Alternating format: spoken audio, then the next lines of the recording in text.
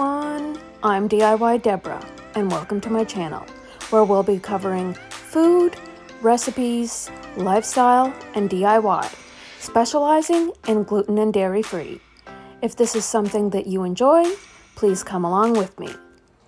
Hello everyone and welcome back to my channel. Today we're going to be doing a DIY. We're going to be making some homemade upcycled candles. And what are upcycled candles, you say? Well, I went around to various thrift stores in our Bible mission and collected candle vessels. I collected dishes, pottery, ceramics, everything that I thought would be perfect and beautiful as a candle vessel. I also ensured that on the bottom I looked to see if they were microwave and dishwasher safe, because that would show to me that they would have some heat resistance and be suitable for a candle vessel.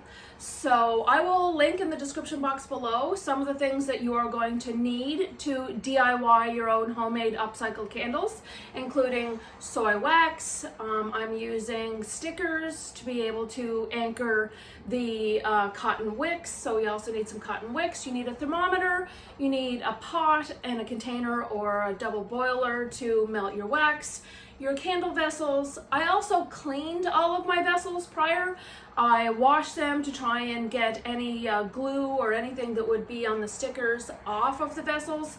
And then I also wanted to make sure that they were sterilized, sanitary, and clean since they came from a thrift shop. So I think that is about it.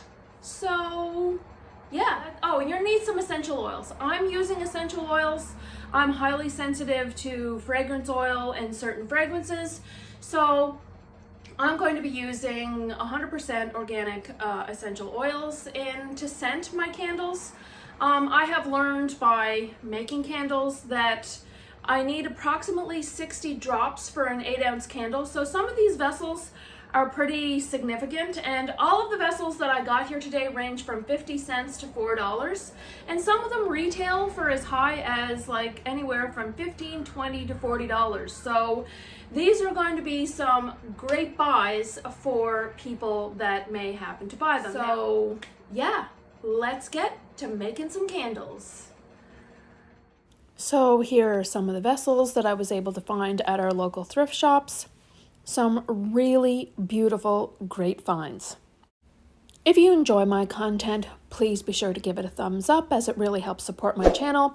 Don't forget to hit that subscribe button, and while you're at it, hit that notification bell so you can be notified every time I upload new videos.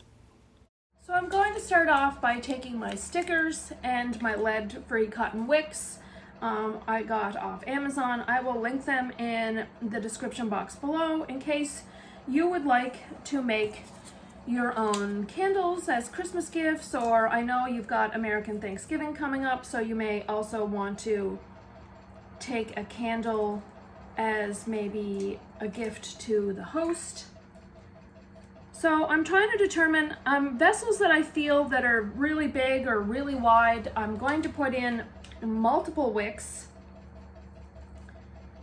and to ensure that there's no tunneling, and that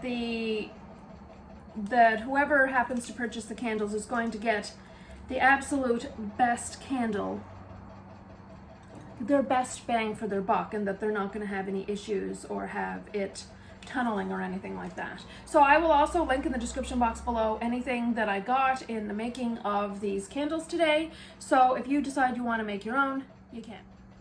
So as you can see here, this is a close-up of the wick stickers and the wicks, and then I have these popsicle sticks that have some holes in them that help center or align or keep your wicks standing up straight as you pour in the wax for them to dry. And then once your candles have dried, you can obviously trim your wicks.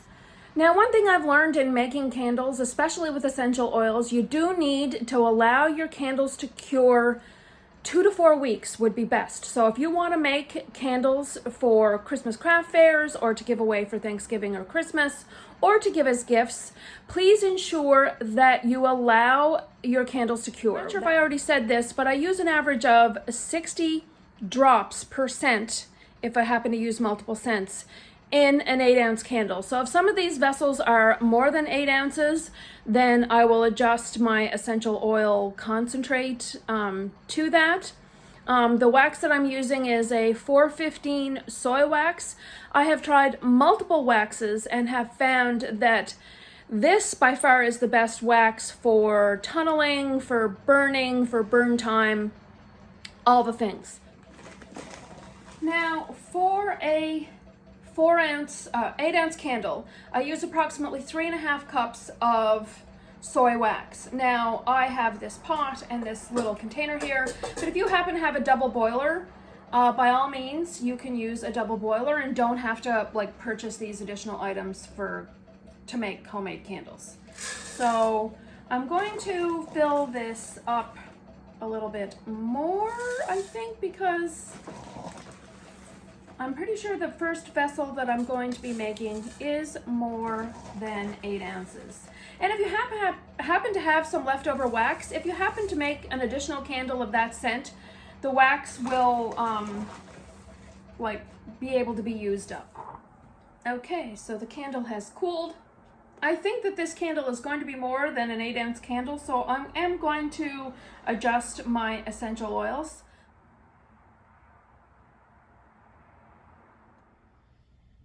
So once we've added our essential oils and let it cool, we are now going to be pouring this into our vessel.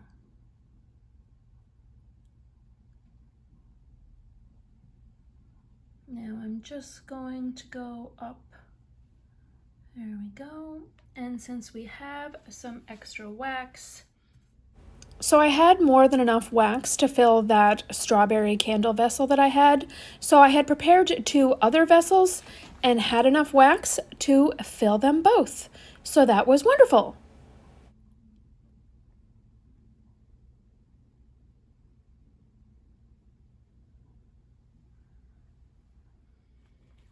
So now I will let those set. I will let them set overnight before I trim the wicks off tomorrow morning. And then we will clean out our containers and move on and make another scent. Now I also got these warning labels that you can get off Amazon. It's important to put warning labels on the bottom of your candles so that customers or potential buyers have the safety and warning labels on. And it's just important also as a business to make sure that you take every precaution necessary when labeling your candles. So there we have it, friends. Here is our beautiful upcycled candles.